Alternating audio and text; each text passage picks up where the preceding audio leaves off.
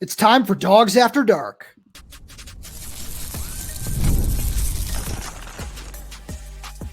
You are Locked On Huskies, your daily podcast on the Washington Huskies, part of the Locked On Podcast Network, your team every day. Welcome back into another edition of the Locked On Huskies podcast. I'm Roman Tomashoff. That's Lars Hanson. He's the site editor over with Athlon Sports Inside the Huskies, and I'm the site editor with Huskies Wire. Thank you for making this your first watch or first listen today. And today's episode is brought to you by Monopoly Go. Game off. We got to talk more about Monopoly Go. This fast-paced game lets you team up with friends for tournaments to unlock awesome prizes like unique stickers for trading, cool playing pieces, and hilarious emojis for taunting your friends. So download Monopoly Go now free on the App Store or Google Play. Game on. All right, Lars. It's Friday. It's officially time for Washington's spring game, and I feel like all the Husky fans have a whole lot to be excited about. We're going to get into some of the problems around the offensive line and just things like that later on in the show, even though Chris Adams is an exciting pickup, and as Ben Glassmeyer and I talked about on our little emergency podcast yesterday. But when you look at the spring game, which is set to get underway at 6:30 tonight, what is the number one thing that you're looking for? Cohesiveness. Now, that's a caveat because as we're going to talk about later, the offense right now is not going to look like the offense in the fall. And I would argue, even to a degree, the defense won't look exactly what it's going to look like. Obviously, the defense is going to be, I think, the favorite in the game, shall we? That's a fair assessment to make, right? Knowing that there's a lot more kind of impact guys that are going to be on defense. Damon Williams has looked good on offense. Will Rogers has looked good on offense. But we've seen the defense make a number of plays, especially kind of later in these last 5 practices or so, where Will Rogers went, I think, 0 of 3 on one drive, and Damon Williams went 1 of 5. So on the following drive. And that was in large part due to the defense making plays. Thaddeus Dixon, Elijah Price, a number of guys. So I'm looking for which unit is going to be more cohesive, and how the structure of the spring game is going to be what it is. But how cohesive are certain guys going to be with each other? How much growth has there been with Damon Williams and Denzel Boston and some of the A1 receivers versus, shall we say, those freshman guys that have been working more so with the freshmen? So I see where you're going with that. I like that a lot. For me, the number one thing I'm looking for is I just want to see what everything looks like under the lights, where there's a whole lot of promise that you and I have spent, all of these podcasts talking about over the last month in terms of what Denzel Boston looks like, what Jeremiah Hunter looks like, what guys like Ephesian Price and Jordan Shaw have been able to do since coming over from Arizona. And I want to see that it all kind of looks the same in a live game setting, where we've seen a couple of scrimmages where it still looks like it's about 70%. And obviously the spring game isn't going to be 100%. You don't want guys getting hurt. You never want to see anything like that, but just what it all looks like on this big stage, because this is the last chance that Jedd Fisch will have to, and it's something we're going to talk about later on too. This is a big chance for Jedd Fisch to sell recruits as well on what this program is going to look like in 2024 and moving forward, because coming off of the national championship, the expectations are not what they were last year. And that's okay. We don't expect, everything to be like, oh, well, if this team doesn't go, 14-1 again, what is this? Where obviously you want the expectation to be there every year, but with so much turnover, you have to temper them a little bit. But there's still a lot of upside on this team. And the more you look at it, the more you can just kind of see the nice building blocks of Denzel Boston, of Jordan Shaw, of, guys like Lance Holtzclaw. I know Zach Durfee's not going to be around for very long, but Javon Parker's another one who, when you look around the field, there are guys that could be around this program for at least a couple more seasons. So you want to make sure that those guys are the ones that you can look to in a game like this and just say, yeah, they're starting to stand out now, and that can continue in the fall. Exactly. You want to see that development, that progress, that the projectability, right? Where some of these guys are going to be younger, like the freshmen this year and the redshirt freshmen are going to be different than but what you want to be able to see is when we come to fall camp, how much growth is there over the summer? Can these guys that are getting banked reps in the spring maximize that out into the fall and actually contribute to some level in 2024? And which guys are truly going to be projects? Because I don't think there's that many projects, like true projects on this team. There's just a number of guys at different positions where we look at wide receiver, shall we say, where there's going to be competition for some of the younger guys, but there's no expectation that Audric Harris, Jason Robinson, Justice Williams get more than 4 games this season. Same thing with Adam Muhammad at running back, where you're expecting there would have to be an injury or two in front of him in order for him to truly see 5, 6, 7 games this season. And that's not an indictment on those guys, but to see their progress from the spring game on Friday, culminating the first 14 practices, and then you go into fall camp, you just want to see the development and progression. That's really what we want to see, because we know what Carson Bruner at linebacker is. We know what Cam Fabbitt's safety is. We haven't necessarily gotten to see Ephesians Frysock at cornerback in terms of what is he going to be in a game-to-game situation at Washington. But we've seen over the course of the 14 spring practices, he no doubt is going to make an impact. He's got the size, he's got the athleticism. So how does it all fit together? And I think the one thing also, as we're saying all this, it's going to come down to the lines, right? Where we talk about the defensive line. You mentioned the edge rushers and Javon Parker being an interior guy, but how much depth is there? True depth, impact depth, contributing depth, all these sort of things. Because there's depth. There's no doubt depth. We've seen Bryce Butler. We've seen Russell Davis II, but not as much as maybe we thought we would this spring. And so now when we look at who is getting – snap counts aren't going to be a huge thing, but I do want to see how many guys get reps and with which units do they get those reps, because we saw a lot towards the end of spring camp where it was like a 1.5, 2 versus a true 1s and 2s. And that means that the coaching staff likes what they've seen from certain guys.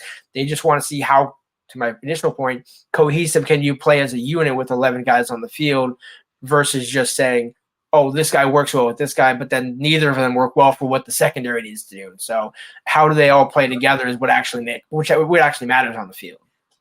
So I see where you're going with that, and I like that a lot. And I feel that one thing, just to further that, is Damon Williams specifically, where we on the show have been very high on Damon Williams, been really impressed by everything that he's done.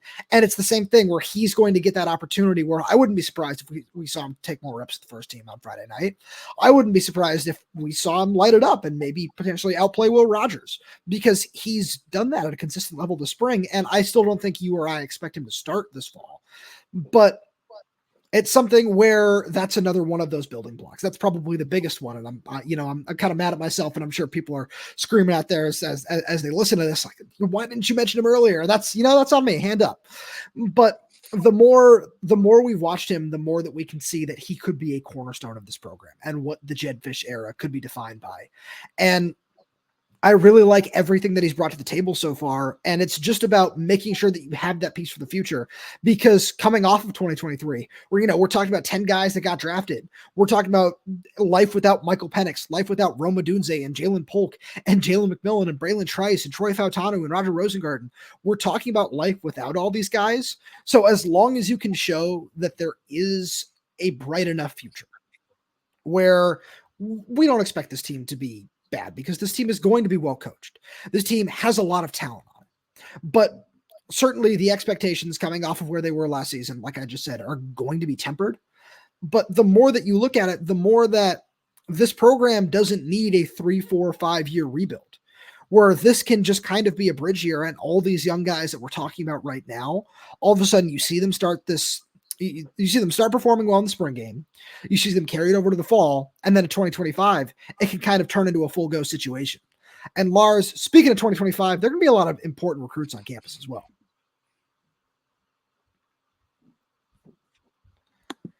And we'll get there right after a message from our good friends over at eBay Motors. Passion, drive, and patience. The formula for winning championships. It's also what keeps your ride or die alive.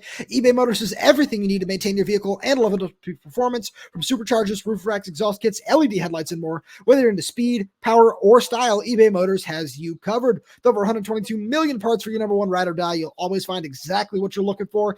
And with eBay Guaranteed Fit, your part is guaranteed to fit your ride every time or your money back. Because with eBay Motors, you're burning rubber, not cash. All the parts you need at the prices you want. It's easy to make your car the MVP and bring home huge wins. Keep your ride or die alive at ebaymotors.com. Eligible items only. Exclusions apply. eBay Guaranteed Fit is only available to U.S. customers.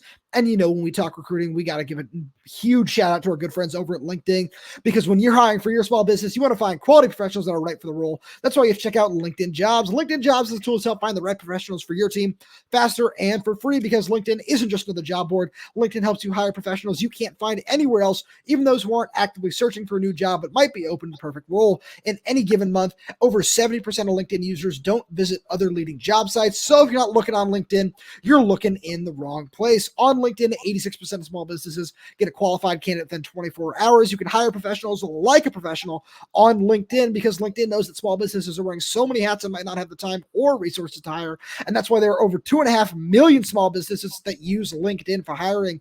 You can post your job for free at linkedin.com/lockdowncollege. That's linkedin.com/lockdowncollege to post your job for free. Terms and conditions apply. So, Lars, there are going to be 7 members of the 2025 class on campus this weekend for their official visits. And 6 of them are 4-star recruits. And one guy who we definitely need to start with because he's kind of a last-minute addition to this group and is replacing 3-star offensive lineman Peter Lange is 4-star offensive lineman Douglas Utu, who is one of the nation's top 100 prospects, ranked as the number 4 interior offensive lineman by 247 Sports and the number 98 overall prospect in the country at a Bishop Gorman High School in Las Vegas. Yeah, this is no doubt about it, big addition to the visitor list without question.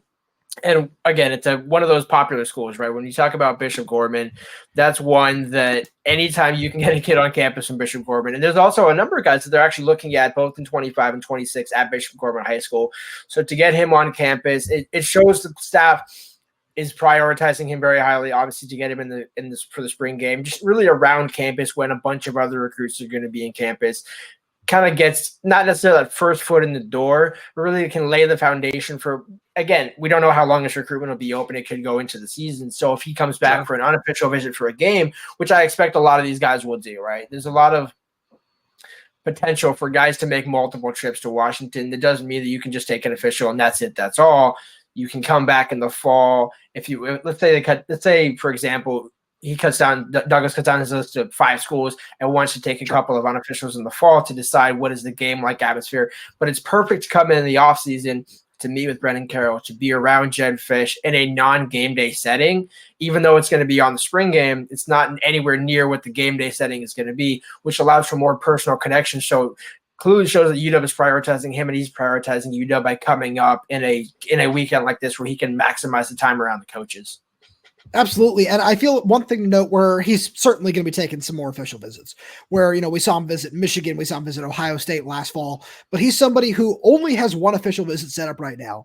And it's Washington, where that's really telling, where it's something where Jedd Fisch has talked about wanting to make sure that this is the best recruiting class in UW history.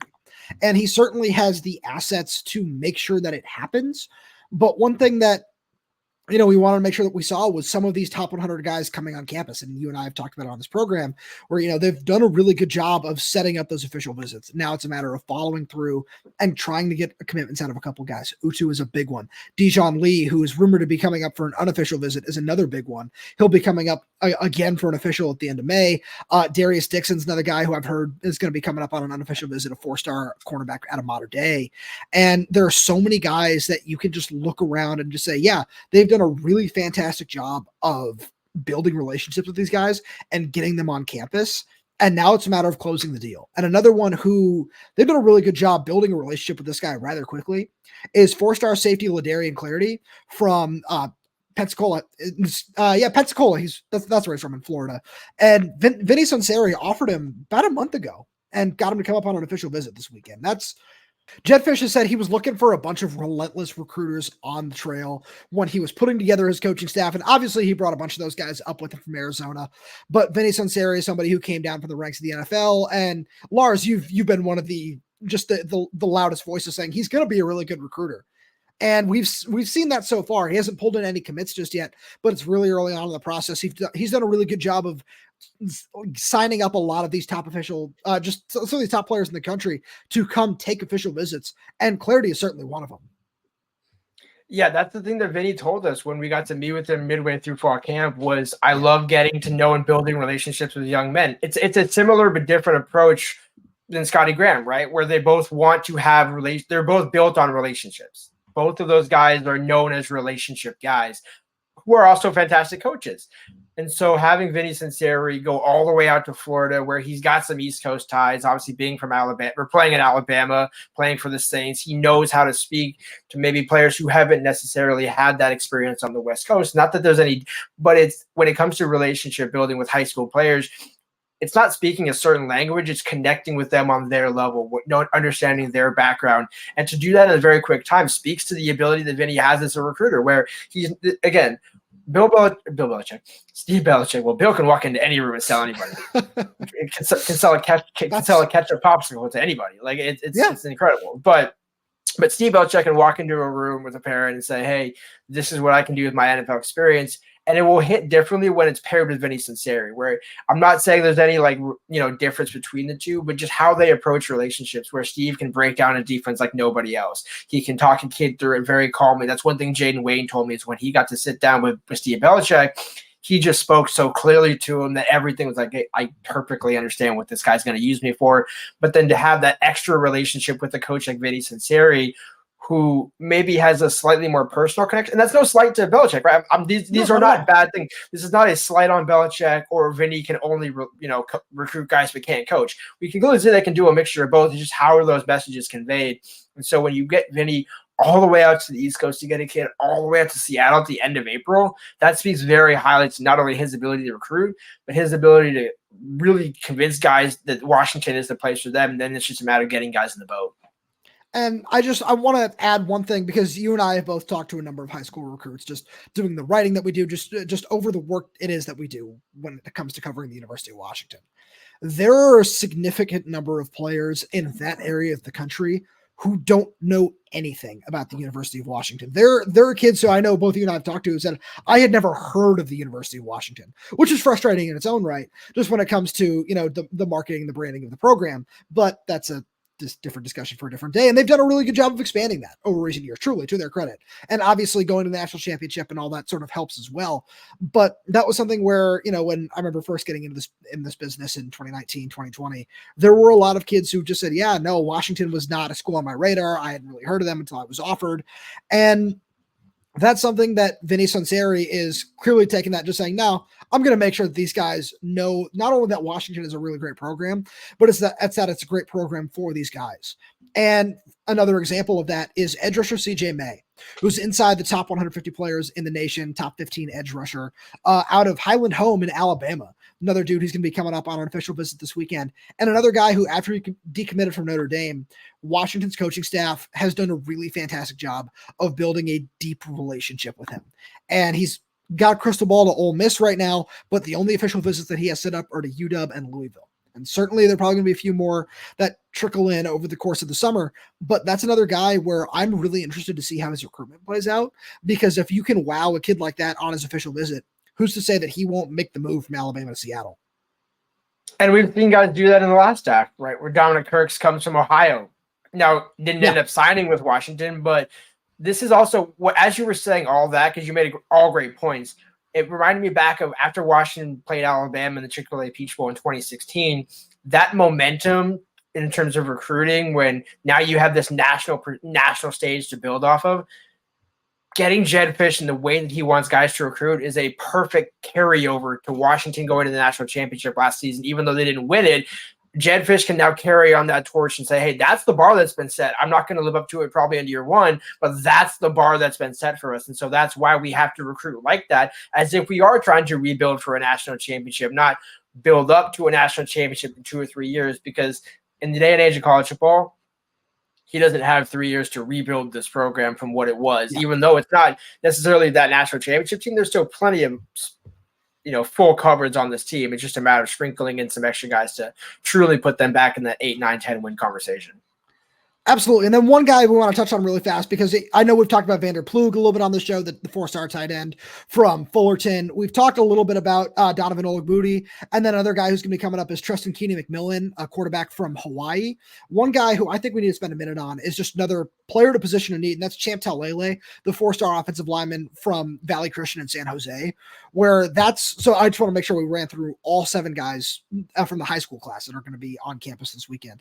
And Taulealea is another really, really important recruit, where he's got visits set up to Cal and USC for also in the month of May. And that's somebody where if you can get another kid like him, he's rated in the top 200 nationally, where this is kind of what Washington's recruiting needs to get into. It needs to get to that next level of, we're getting players that can really fit our system, but it's those highly rated guys to help, because The ratings are what they are, and the whole stars mean something, stars don't mean anything is a whole different conversation that we're not going to have today.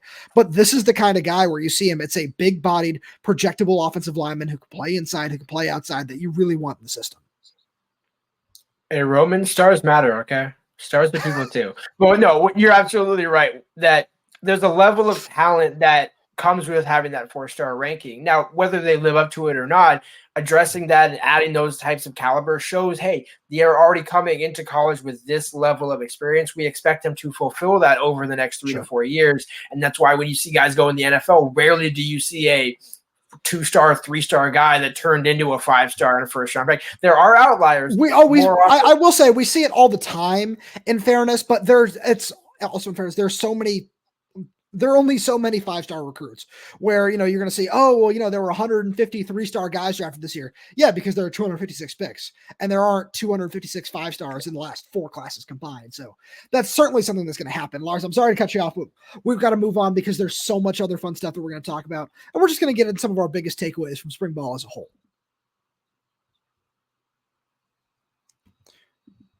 Right after a message from our good friends over at Monopoly Go. All right, game off. We're going to pause here to talk more about Monopoly Go. I know what you're saying. Flag on the play. You already talked about that, but there is just so much good stuff in this game. In Monopoly Go, you can team up with friends for time tournaments where you work together to build up each other's boards. The more you win together, the more awesome prizes you unlock, and there's so much more to get. You can get unique stickers. You can trade with your friends to complete albums for big prizes, cool new playing pieces to travel the boards with, and hilarious emojis for taunting friends when you smash their buildings or heist their vaults. Plus, Monopoly Go feels new and exciting every day with constantly changing tournaments and challenges. A ton include their own unique mini games like digging for treasure or a robot pachinko machine. And there's always new timed events that help you win big, like massive multipliers for everything you win or rent frenzies. There's always something fun to discover in Monopoly Go. So get off the bench and go download it now free on Google Play and the App Store. Game on.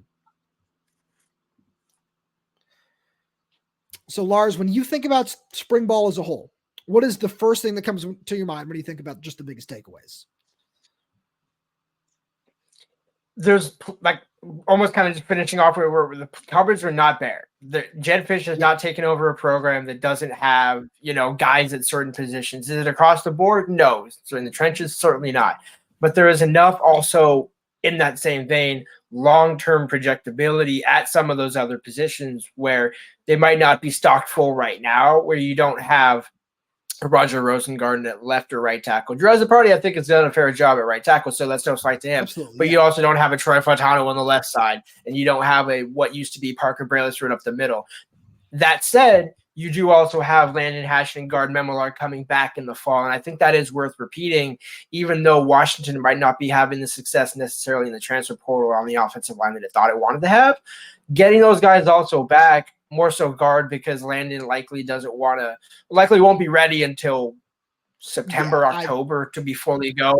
And even at that, whether he might get 3 or 4 games, right. But I'm just saying more so Gard Memillard in that sure. breath where you will get a guy back along the interior that we don't have in the spring. So it's worth reminding yourself, okay, there's going to be guys coming in, from the transfer portal. Some of these guys you also have to expect will take a jump from in the summer, strength and conditioning period, which we see guys do a lot under Kalen DeVore and even Chris Peterson, where guys would come in and like, okay, yeah, he looked pretty good in the spring, but wow, he put on like 10 pounds over the summer and it's good pound. Like he got a lot better and he put himself in position. There are a lot of those guys that we've been talking about in that first, second, third team mold, where if they put on some of those pounds and grow a little bit in the system, they could actually be guys that we're not even necessarily emphasizing in the spring. So it's worth kind of acknowledging there's some holes to fill right now, but the cupboards aren't bare for 24 or moving long-term. So absolutely. I couldn't agree with you more there. And the first thing I want to say on that is there are 2 guys that I want to just specifically talk about in that same vein as to what you're just talking about in terms of adding weight moving forward. Elijah Jaquette and Sione Fasolo. Those are 2 guys who they still have some things to clean up technique-wise. I don't know if they're ready to play just yet, but they have the frames to hold so much more weight than they are right now. And it's a slow process. You don't just want to throw on a whole bunch of weight and just say, all right, go out there and play, because that's not healthy. That's never going to look good. But over the course of just the summer, if Tyler Owens and Washington's new strength and conditioning program can help get them right and help them add 15, 20 pounds over the course of, let's just call it 4 months before the start of the season, that's going to be a really, really great sign for the line moving forward. But the number one thing for me is the skill positions as a whole, where I want to take a second and talk about the defensive backfield. Something I wrote about over on Huskies Wire the other day, where I'm really, really excited about this defensive backfield. Where in terms of, we got to start with, the starters, especially at corner and Ephesians Prysock, Jordan Shaw, and Elijah Jackson, which looks like it's going to be the starting three. And when I look at that group, I see a really, really well-coached group under quarterbacks coach John Richardson that has gotten a lot better as a whole. You and I have spent so much time on this show talking about Denzel Boston, talking about Jeremiah Hunter, talking about Damon Williams, talking about Giles Jackson, all the guys on offense. And rightfully so. They've been really, really good. But we shouldn't take away anything from that group of guys because they've also played really well. And I'm really intrigued to see what a couple more months, after the install is all complete and, they're finally integrated fully into the system of the new defense, what that can look like. Because I know this is going to come as a shock to everybody that listens to the show. I'm so excited about Steve Belichick's defense. I know, stunner. But the more that I look at what that defense can be from what I've seen from that scheme for so long, these guys are all fantastic fits for it. And, get somebody like Justin Harrington in to help that out. I think that he can be a bigger player than some people might expect. There's a lot to be excited about, especially in the defensive backfield. And if this team can find a way to just take a step forward on defense, because they're going to take a step back on offense. It's hard not to after losing the guys that we talked about earlier. But if you can find a way to take a step forward on defense, and like I said a couple weeks ago, have a truly balanced team for the first time in a while, this team could surprise people, truly. Stone Cold Steve Austin would be proud of that stunner that you just revealed there. But with that being said, you're absolutely right. There's so much potential on this defense and the coaching really last season was not bad. And we saw it against Michigan where a lot of those guys improved. Cam Fab was a guy that coming into last spring didn't really think would do what he ended up doing. And now he's in a position to be one of the leaders on this defense with Carson Bruner and a few others. And it goes to your point. It's across the board. There's a couple of guys, at safety. We talk about Cam Fab. We talk about Carson and Alfonso at linebacker. Ephesians Price. I mean, the secondary is going to be vastly improved. I don't think that's a surprise to anybody. But the one position that I am intrigued about is the defensive line, and that goes across the board, right? We know Zach Durfee won't be eligible for the spring game, so we won't necessarily get to see, or fans won't get to necessarily see what he's looked like in Steve Belichick's defense. But come the fall, we certainly will see him make an impact off the edge.